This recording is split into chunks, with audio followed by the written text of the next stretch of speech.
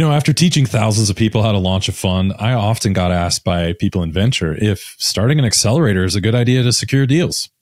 Well, join me and my next guest as she explains how the UC Berkeley Accelerator is gearing up to be the best in North America, if not the world. All this and more coming right now. Here we go. Hey, welcome to another episode of Making Billions. I'm your host, Ryan Miller, and today I have my dear friend, Caroline Winnett. Caroline is the executive director of Berkeley SkyDeck, UC Berkeley's startup accelerator. At SkyDeck, she leads a program that hosts over 200 companies per year. In 2022, she launched the Berkeley SkyDeck Fund, a VC fund investing in SkyDeck startups. So what does this mean? Well, it just means that Caroline understands how to find, analyze, and accelerate a startup to eye-popping returns for investors, all supported by the talent pool of UC Berkeley. So Caroline, welcome to the show. Hey, Ryan. Great to be with you today. Yeah, it's great to have you. I've been fascinated with a lot of these university accelerator programs, and at UC Berkeley, this has got to be one of the absolute best. With such a premier school behind you, I'm excited to really get into what you've created and how to do that. I've helped a lot of people, a couple thousand, on launching a fund, and I always hear this idea of saying, we got to build an accelerator. This is our ticket. That's our secret sauce. And I thought, well, yeah, if you can do it, but that's another full-time job and it's not easy, and you've pulled it off. So I can't wait to really chop that up. So let's jump right into it. So building an accelerator, I mean, this is a whole thing a lot of fund managers want to do, or maybe they want to support in one and just find a good one that maybe they can bolt themselves on and maybe be a funding partner at the end. But how do people who are looking into this sector, what have you found? I mean, you've been doing this a while. What have you found to be some of those attributes that can really help people put some really points on the board? What would you say? Yeah, sure. So a couple things. So first of all, you can't accelerate startups unless you have something really meaningful and valuable to offer them. And that's not just you or a couple of buddies. It's a network. So unless you have that network already built, it's going to be pretty tough. You know, what do we do at a startup accelerator day in and day out? In a way, it's pretty simple. Here's a founder that needs to know something. Here's the person that knows that thing. Facilitate that engagement and make sure it goes really well on both sides. So you got to have the people that know the thing, right? So that's the network you have to have. And the second thing is that I think it's first of all, working with startups is so fun, right? Everybody wants to do it. I do have the world's most fun job. I do. But it really is extremely hard work. It's a service business, right? It's not a product business. I can't just throw up some workshops and PowerPoints and links and send my founders there and voila, they're accelerated. It's really sitting down with them, getting to know who should they talk to, what resources do they need. And everybody on the team has to be really committed to a pretty intensive service mindset, and there's no shortcuts there. There's no replacing that with a YouTube video. Supplement with YouTube video, but you absolutely can't replace it. So I think it's hard to really anticipate just how much manual labor and love it really takes. That's brilliant. And what would you say from your perspective, and it's okay to be biased on this one. In finance, we usually try to steer away from it, but sometimes it's okay. I think I know your answer, but I'd love for you to really express, what would you say is the benefits of working with an accelerator that's bolted onto such a prestigious university like UC Berkeley versus maybe just a private one put on by people? What would you say the advantages of joining one that's bolted to such a prestigious university would be? Great question. So it goes back to that first thing I mentioned. We automatically, because we're a Berkeley program, we automatically have a network of 45,000 brilliant and talented and motivated students, 2,000 brilliant, talented, award-winning world-class faculty, and nearly 600,000 living Berkeley alums like myself around the world who go, oh, but you got something going on at Berkeley that's a startup accelerator? Let me help. And that network, I mean, I'm going to argue right here, if anybody knows a larger, more expert, more powerful, and more engageable network than UC Berkeley alums, I haven't heard of them. So it's really our superpower. And use the word bolted on. I want to make clear that Berkeley SkyDeck is run by Berkeley. We're not a partner. We're not an affiliate. We actually are a program of UC Berkeley. I work for UC Berkeley, as does my staff. We have .berkeley.edu emails. We're fully run by Berkeley, and that really is our superpower. Yeah, well said. And thank you for clarifying that point, is to say, no, this is fully integrated. It's not on the outside. It's not an appendage necessarily, not in a separate sense, but it is part of the body of the the award-winning faculty. And so you get a lot of that access. And you're spot on. Doing a lot of these things, especially in high finance, from accelerators to investment funds and everything in between, this is really a game of access, isn't it? And access to the right people.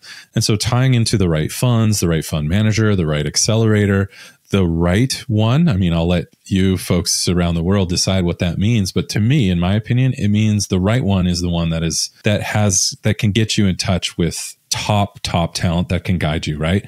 As we say, get rid of the noise, get right to the signal. And some of the best professionals in the world, they tend to go to universities, don't they? And so you get access to that. So to me, that would be the right accelerator, one that could put me in touch with people that my issues that I don't understand, they could do it in their sleep. I mean, I can't think of a better place than an accelerator tied to Berkeley to do it.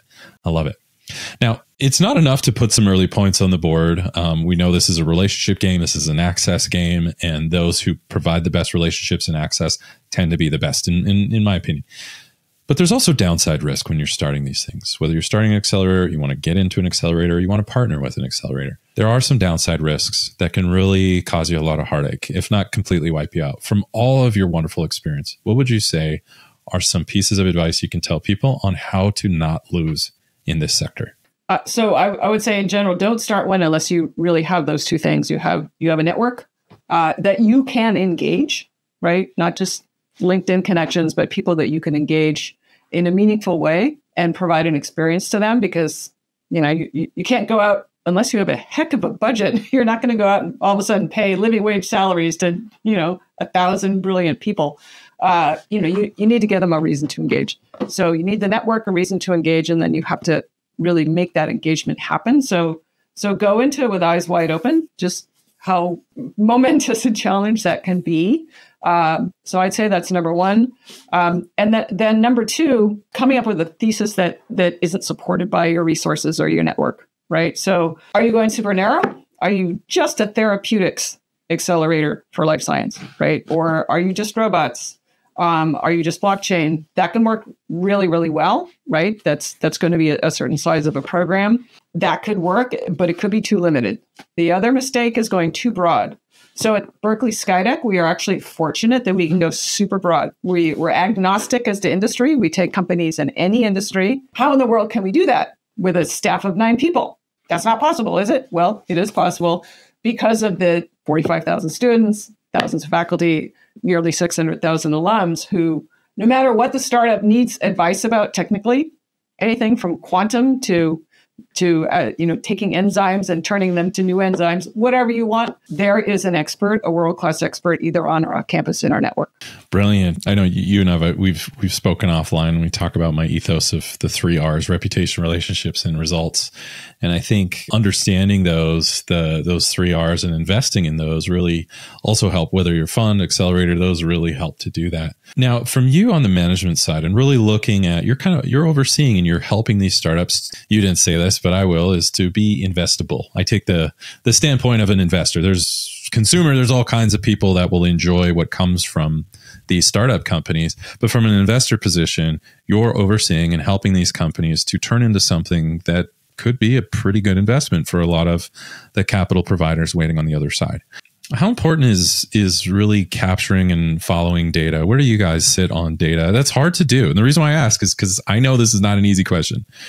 There's not a lot of data for startups, especially if you're mining asteroids in outer space. There's some really wild stuff. But where do you guys sit on the data trend? Where do you sit on that spectrum? So we think of ourselves as very data driven. We try to do as much data informed decisions as possible. So that's data about our own founders, about our own success. We, as investors and directors of a program, we've got our little computational processes in our brains, which are often really correct. I mean, it is amazing how well the brain can parse data and come up with patterns that are based on reality. But at the same time, we try to not be beholden to stereotypes, be beholden to fashionable trends in investing. So for example, if you come to Berkeley SkyDeck, you'll see a wide range of ages in our badge, right? We're not going after the 2 recent grads and PowerPoint guys. Although we do have them, of course, we do have some of those, but we really try to leave any biases or ill-informed heuristics at the door when we're picking our startups, because you can really get hammered by your own patterns if you don't take really good care to make sure that you're not being influenced by your own poorly driven data. So we try to do that as much as we can.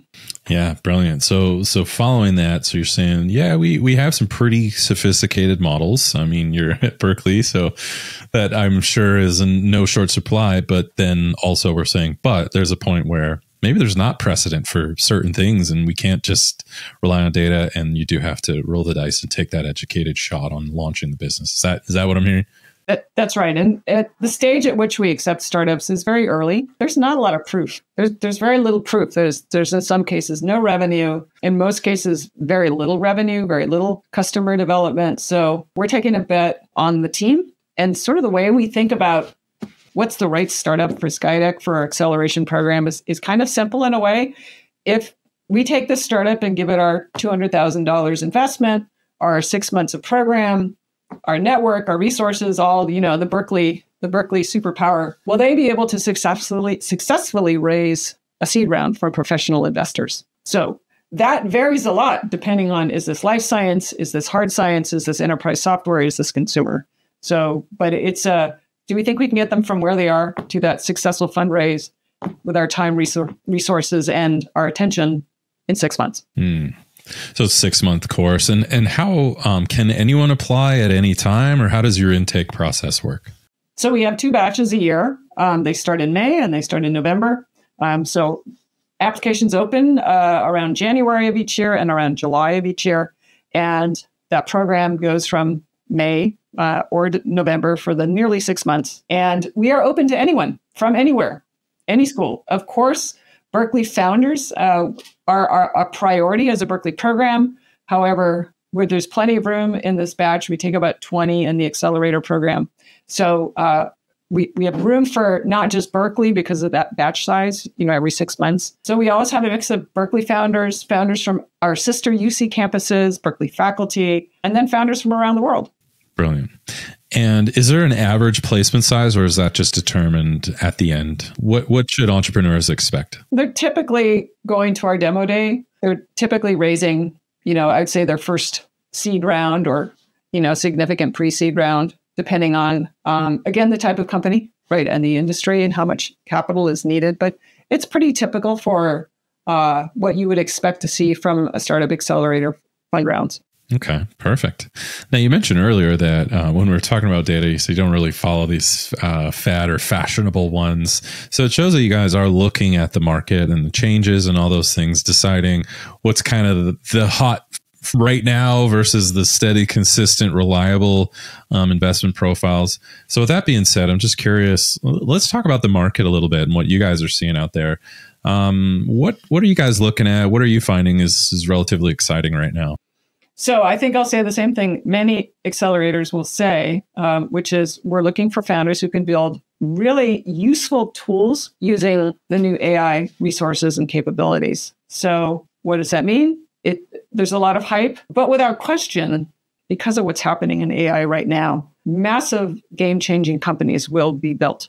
There's no question. So we're all, putting on our thinking caps and trying to decide who can do that.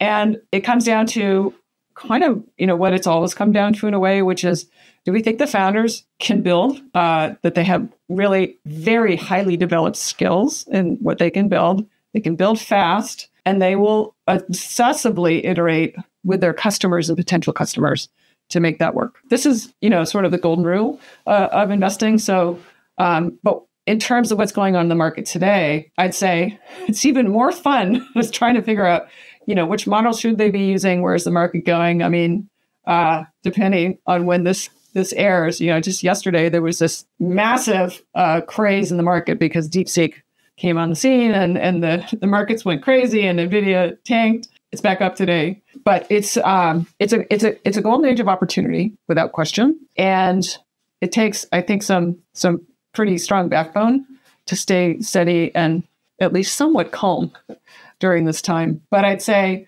we're more thinking about how exciting it is and how interesting it is and what can we do at Berkeley SkyDeck to really bring some really important solutions to solve world problems. I love that, and we're kindred spirits. I too want to use my skills to help. I say upgrade humanity and facilitate the rise of the rest. You know, I've heard it said, and I'll say it here as well. Through AI, I think we're not as far away, and this is a crazy idea, but you know, it's kind of the world we live in. Is these moonshots to see a 9 or 10 figure company of one. I don't think we're that far away. I mean, I don't think it's going to happen tomorrow, but I think you're going to see with the help of AI, and I think OpenAI just announced that they are releasing agents and all these things where these people, there's going to be so many appointment setting and sales vetting and all of these things that people do, graphic design. There's going to be so many things where it's going to be one founder building a 9 or 10 figure market cap company. And it's just him or her with AI agents all over the place. It's easy to imagine that right now with a handful of founders, you know, 3 or 4, half a dozen. That's pretty easy to imagine. Yeah. How cool is that? I look forward to that. So a lot of AI agents, looking forward to it. And I get hit up all the time. People are saying, hey, they work for, you know, we can get you set up, and AI agents work for about $3 an hour. And I was like, holy smokes. I mean, that's really hard to refute that business case to say one of your biggest cost items is labor costs and reducing it by that much. Holy smoke. So this truly is disruptive technology. Now, I'm curious from your perspective, where do you see the market going? What kind of, do you guys have particular sectors that you look at or you favor, or where do you see the future going? What do you guys like? Mm-hmm.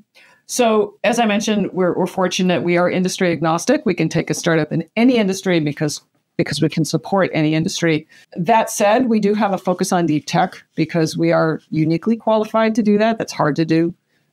We love hard science. We love robotics. We love quantum. We love chips. We love enterprise software where the founders are building something that requires really deep level in computer science and building and coding, right? So that means usually founders who have been working either in industry for some years and or a PhD and or, you know, from a program where they've really learned how to code and really understand that extremely well. We do have specialized tracks. That doesn't mean these are the only industries that we support, but we recognize that there are industries that need particular expertise, right? Like you got an enterprise software company or you've got a chip company. You need someone who understands the chip industry. So we have a chip track. We have a life science track, of course. That's very unique expertise. Blockchain, fintech, crypto.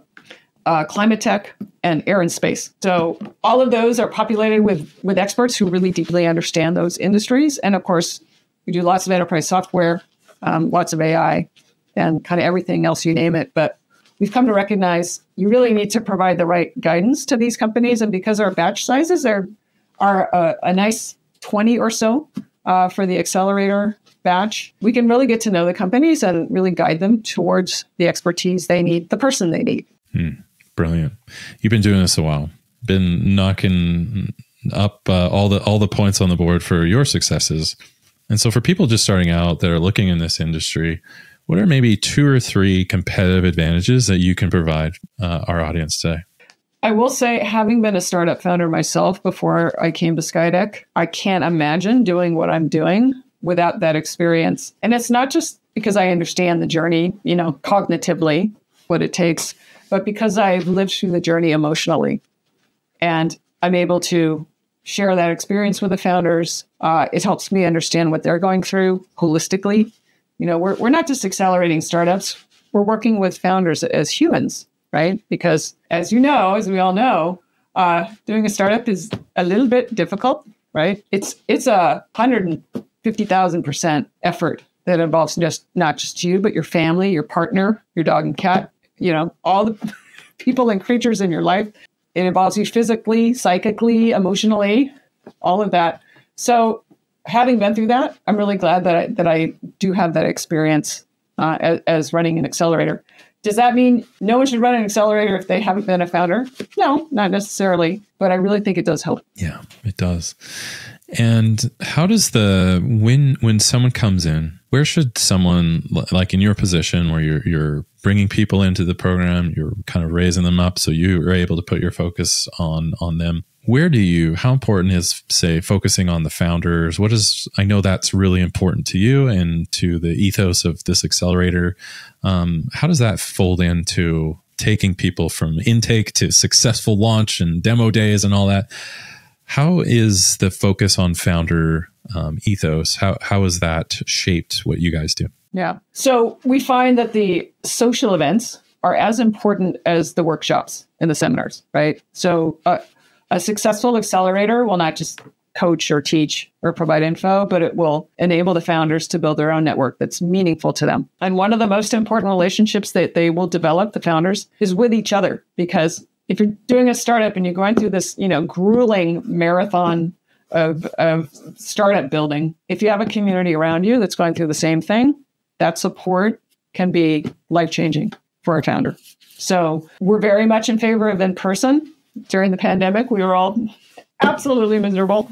We missed our founders terribly. God, I got sick of Zoom, as we all did. Now we're back to not 100% in person because the world's changed. And actually, there's some good things about Zoom, like us talking today, right? Here we are. I'm here, you're there. So it's not all bad. But we're huge proponents of lots of in-person time. So we require the founders to be there at the beginning of the program and towards the end, and a little bit of remote optional in the middle. But you just can't build relationships over Zoom or remote the way you can in person. So that's a big part of our value system is come in person. And then it really depends. Some founders are relatively even-keeled, have great support structures at home, their dog is well behaved, or whatever it is. And others really need a lot more help.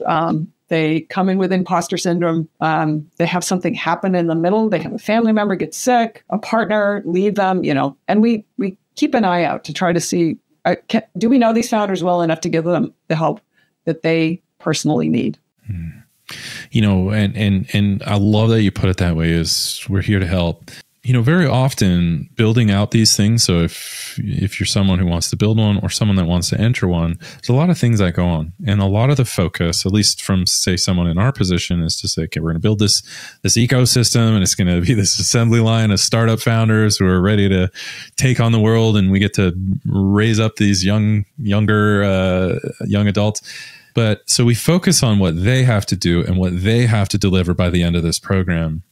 But I want to flip the mirror on ourselves for a minute. What are the things that you can see that they would expect from you for the program or the accelerator to deliver on? What have you found that your deliverables should be in order to help them be successful? Yeah, it's really only two things. First of all, can I connect them to the resources, the people that they need to solve their problems, help them grow, launch, et cetera, et cetera? Number one, do I care? Can they see that I care? Can they see that my staff cares? Can they see that my fund managers care? Right? Do they get a response to every message? Have I told them they can email and call me anytime, or text me anytime? I invite all the founders to my home at the beginning of the batch. Right? So they need to feel that. They need to feel that. Right? That this staff cares about me, and I'm important. Yeah. I've seen that because now we're getting Gen Z making its way through the university system, some of them, and some of them work for me too, and they're phenomenal. And I can tell you that me being, they always joke Gen X, we grew up in this revolving door of Lord of the Flies, and we were raised on the streets and drinking water from a fire hose. And so I obviously a product of my generation.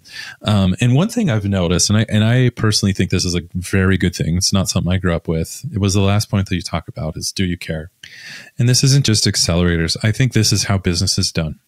I think employees and a lot of people are craving deep meaning and deep purpose in everything that they involve themselves with, whether it's school, going to school, higher learning, entering an accelerator, entering the job force, heck, even having a family if that's for you. But they're very focused on, and I realize this is broad strokes, is finding purpose and finding meaning. And I don't know about you, Caroline, but that was never discussed when I grew up. They're like, just keep it quiet, get your work done, and you'll be fine. But now they're saying, well, yeah, I can do that, but I want to know why. Why do you want me to work so hard? Why should I care? And I was like, You know what? That's a good question to ask. And I find people like yourself who are leading the way are saying, you know what? We need to demonstrate that we care, because we do. And we need to demonstrate that. And I think we're going to unpack this in a second here. But how has helping people have a purpose, especially in this market, what have you found as you roll that out and let people know that you care and care enough to have tough talk? But how has folding in that caring culture helped you in helping folks kind of reach the end of the accelerator and launch their business? What have you found? One of the things that I tell my founders and I tell myself, I mean, as the leader of an organization, in a way, my most important job is to give people a compelling and meaningful vision of what SkyDeck is about, Berkeley SkyDeck, and make it interesting, make it purposeful in that people care about helping us accomplish that purpose. I have to say we're incredibly lucky at Berkeley SkyDeck because we are inherently a meaningful, purpose-driven organization. We're a university, right? We're helping founders bring great solutions to the world. And how we fund them, if folks listening haven't heard, we've done something really, really unusual that, as far as I know, no other university has done as of yet. And that is to fund the startups in our acceleration program. When I started the program 10 years ago, UC Berkeley couldn't do venture capital. That may change in the future, but it certainly wasn't true then. And so to get the funding for the startups, I found a fund manager to launch a private dedicated fund. That's the Berkeley SkyDeck Fund. That's where the money comes from to invest in our startups, which they do. And they're great fund managers. They're amazing. They're fantastic. But here's what's amazing. The fund invests $200,000 in each startup for 7.5%. And for a nice legal agreement signed by lawyers, the fund manager will donate half of the fund carry to UC Berkeley. That means our moonshot is to find the next Google, Apple, Tesla, et cetera. And when those companies exit, money comes to fund education. I mean, that is a mission. That's a purpose everybody can get behind. And it gets people excited about what we do. It gets the alumni very excited about what we do. It gets people who aren't even Berkeley alums to go, that's a really great thing that you're doing. And I get to work with startups to accomplish that purpose. Everybody loves it. So we're very lucky for that. So I tell my founders, at your stage, you have the same most important job I do. But you've got a harder job because your company doesn't really exist yet. But you have to come up with a compelling vision story as to why someone should come and join your cause and make it meaningful and interesting and purposeful and get super talented people to quit their high-paying job at a tech company or move across the world or not go to grad school or whatever it is. But in a way, a founder's job is to get people to join their cause. Employees, customers, and investors. Come and join my incredible purpose. It's so exciting, compelling. Give me money even though I have no proof. Join my company even though I have no customers.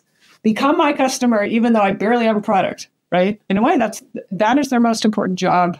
And it's wonderful to see founders out there doing that and achieving that. It's just wonderful to watch. Yeah, it's brilliant. Thank you for that. And there's never been a better time to bring in that and help to expand educating the mind. That is a wonderful mission. Big believer in education myself. So I absolutely love that. And when it comes to acquiring top talent, I know you and I spoke about this offline, and I'd love to get your opinion because this is really important. When it comes time for acquiring top talent, every startup needs to do it. What is required for bringing in key players, top talent for these startups? Because that can make or break a startup. In the beginning is the right people. I'm doing air quotes for those of you that are listening. What have you found is the secret that you can share on bringing in the top talent? Yeah. So it's what we were just talking about for sure, right? That you get someone go, wow, I want to join that mission, that incredible purpose. We're going to do something really important. That's number one. Number two, the network, right? We all sort of come back to network.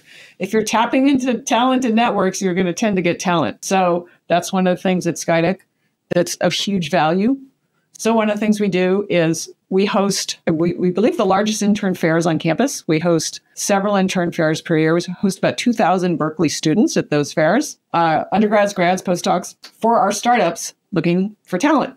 And that's a lot of talent, right? If you got into Berkeley, you passed a pretty fine net to get in there. So you've got a great talent network there. and also our advisors. So we see sometimes advisors who they've exited or they've retired, semi-retired from their nice job, connect with one of our founders and go, oh my, I need to join this startup. This is amazing. So tap into the right networks and then try before you buy. Maybe do a contract. You're a young company, right? Try before you buy, see if it works out, especially those early founder relationships, because as you all know, you've got to have those first hires be A++ talent, because then it's way easier to attract more A+ talent. Yeah, I agree. Yeah, A players want to work with A players for sure. And so I think you're just to distill, I think what you're saying is getting talent. I mean, everybody understands that, but it's not that easy. And I think what you're saying, and one thing that I've learned from you is in order to attract and more importantly, retain the talented ones you've attracted, there needs to be a really strong, compelling purpose. Is that what we're saying? Yes. Yeah, absolutely. I love that. And so your purpose, your vision, all these MBA things that you're like, oh, here we go again. Folks, this matters. This really matters. So you may know it. And so you know what you want. Stating your purpose is not for you. You obviously have that inherent in your soul. You're the founder. It's attracting other people to support you in what you want. And so communicating that in a very compelling way and not saying, we're going to go make returns for our investors. I mean, sure, yes, do that if you have investors, but a compelling purpose for top talent saying upgrade humanity, like mine, we're going to upgrade humanity. We're going to facilitate in the rise of the rest. No more people left behind. Like this mission of this show is to democratize that. You know, it reminds me of a study on purpose, and maybe we can close out on this. A friend of mine told me about this study where they did a study where you would come in and you would just do any drawing and you would hand this drawing to the researcher and they would pay you, I don't know, $20. So you could draw a line across the paper, hand it in, you get $20. Everyone's like, this is great. Then eventually, partway through this program, same thing. Draw a picture, hand it to the researcher, get your $20. But then the researchers would crumple up the drawing in front of them and throw it in the garbage. And then they started testing, like, how does that make you feel? And it's so mean, right? Picking on people like that. Well, how could they do that? But what they discovered, in all seriousness, is that people didn't think it was a very good idea or a very good deal anymore. Why? You're still drawing. You're still getting paid. But the only thing that changed was you actually saw the person who paid you throw your work in the garbage. And I don't know what it is, but what they found within us, or the thesis coming back was, it is very hard to, even the money doesn't matter anymore when you feel like your work has no purpose. So I just produced something for you, even if it was a line across the paper. I did what you asked, and it's just thrown in the garbage. So the money wasn't the reward. It was the fact that you felt like your work was doing something for someone else, or there was some purpose of you taking time out of your day that went over and above money. And this is what, and I've seen it, I've been around, I've been an employer and an employee, is that when you're at a place and you're an A player and you no longer know that your work matters or that you matter, you're going to ask for a raise, thinking that that's going to satisfy this gap that you're feeling. But I'm telling you folks, that's not it. What the gap you're feeling is not a lack of pay. Maybe. I mean, every situation's unique. I know I sound like a lawyer, but really, I think what's happening is if you want to retain people, yes, obviously pay them, but let them know that you're not throwing their work in the garbage, that when they come and slave away, for lack of a better term, for your vision, that it means something. That it has value. It has value. It has value. And value is, money is an expression of value, right? Yep. So if your customer's paying you, they value it. Yep. But it's so important that expression of value comes not just from a transaction, exactly. That it comes from a human expression of value. So that's why, when your friend invites you for dinner, the last thing they're going to do is ask you for, unless, they arranged, but the last thing I'm going to invite your friend for dinner at the end of dinner, say, well, here's the bill. No, because that turns it into a transaction. Mm-hmm. Or I'm not going to have a friend come over and offer me money for the dinner, right? That's right. So understanding how to convey that someone is meaningful to you, not just through money, is really important part of a founder. And even though, founders are they're working so hard and they're running 1 million miles a minute, but they need to take some time regularly to express to all of the people who are working for them, helping them with this great vision they have, that they value that person and what they're doing for them. Yeah. And for those of you who are founders or leading companies, or maybe you're a leader in your company, you got to tell them it's okay. I know as a man, I can tell you that sometimes we're taught this idea that you can never look weak, and showing gratitude is, no, man, people respect you for being a little bit vulnerable. Be yourself for those who are listening. But I think it's important to not just feel that appreciation inside of your nervous system, but make sure that they feel the appreciation from you, that you take a moment to appreciate those people that work for you. I love that. So a compelling purpose is a key to attracting and retaining talent. Make sure that they feel like their A-player efforts are moving the needle big time, and you couldn't be happier to have them there. So I love that. So as we wrap things up, is there any final remarks, anything you'd like to say, any ways to reach out or learn more, anything at all? Yeah, so we love to hear from founders. Please apply to SkyDeck when applications are open. We're open to anybody, anywhere. Just go to skydeck.berkeley.edu and you'll find out everything that you need to know. Okay, perfect. So as we wrap things up, just focus on founders, right? Making sure that you have this not in just slogan, but in actions. The other thing is show that you care, be exceptionally good at delivering that tough talk, and just support. Make sure that you can back up, that you deliver on your promises, not just them. And then also make sure that you and your company are not only top talent, but everyone there understands the purpose, and that you take time out of your busy schedule to make sure that you appreciate those people who are taking a piece of their life to build your dreams. You do these things and you too will be well on your way in your pursuit of making billions.